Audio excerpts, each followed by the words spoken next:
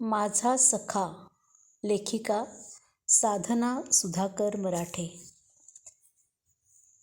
मऊ मऊ दुलईत उबेची घनदाट साय. मऊ मऊ दुलईत उबेची घनदाट साय. बालपणीची स येता आठवते माझी माय. तुझं आगमन होता मनोमनी सुखावते. हरवलेली वाट धुक्यातून मी शोधते. तुझ्या आगमनाने आसमंताला तर भारावून टाकतोसच, पण तुझं अस्तित्व मन विभोर करतं. असा कसा रे तू सर्वांना हवा हवासा वाटतोस? पण तुझ्या उबदार मिठीत सुखासीनतेनं पहुडलेलं माझं तन आणि मन अधिकच आल्हाददायक होतं. पहाटेच्या साखर झोपेत कौलारू घराच्या झळोक्यातून सुद्धा तुझं वायुरूपानं मंदपणे वाहणं सुरूच असतं.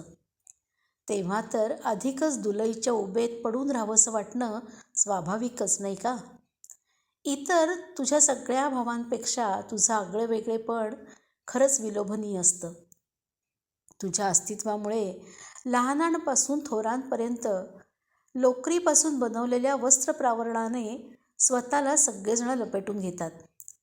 तुझ्या असण्याचा हा कालावधी शरीराला गरमपणा हवा म्हणून रुचकर व शरीरातील ऊर्जा वाढवणारे पदार्थ तर आवडीने सेवन केले जातात. त्यातच येतो गोडगोड बोलण्याचा संक्रांत सण. गुळाच्या पोळीचा आस्वाद घेता घेता तिळगुळ, आंबट गोड बोरं, ऊसाच्या कांड्या, कोवळा कोवळा हुरडा खाताना खूप मज्जा येते.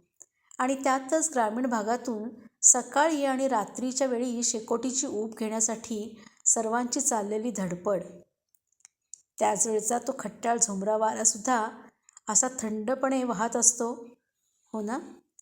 त्यावेळेला जाणवतं ह्यात तुझा सहभाग असणारच, यात शंकाच नाही. तुझ्या असण्यामुळे मनाला खूप हुशारी येते. जणू शरीरातील ऊर्जा आक्रमक बनते. नवनवीन उपक्रम करण्यामागे सर्वांचाच कल असतो. चराचर सृष्टीला उत्साहित ठेवत असतोस. हे सारं कसं रे जमतं तुला? आणि म्हणूनच तू मला खूप आवडतोस. तुझं नावसुद्धा किती छान आहे ना, हेमंत. अरे हो, तुझं कौतुक करता करता तुझ्या भावाला मी विसरलेच होते. ओळखलंस ना? तुझा भाऊ म्हणजे शिशिर. पृथ्वी मातेचे तुम्ही लाडके पुत्र ना.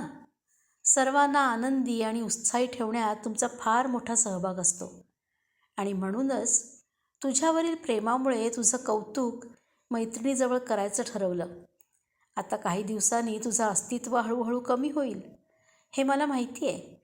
पण पुढील वर्षी होणाऱ्या तुझ्या भेटीची मी वाट पाहीन, एवढं मात्र खरं. मैत्रिणींनो, लक्षात आलं ना मी माझ्या कोणत्या जिवलग सख्याविषयी बोलते ते? धन्यवाद.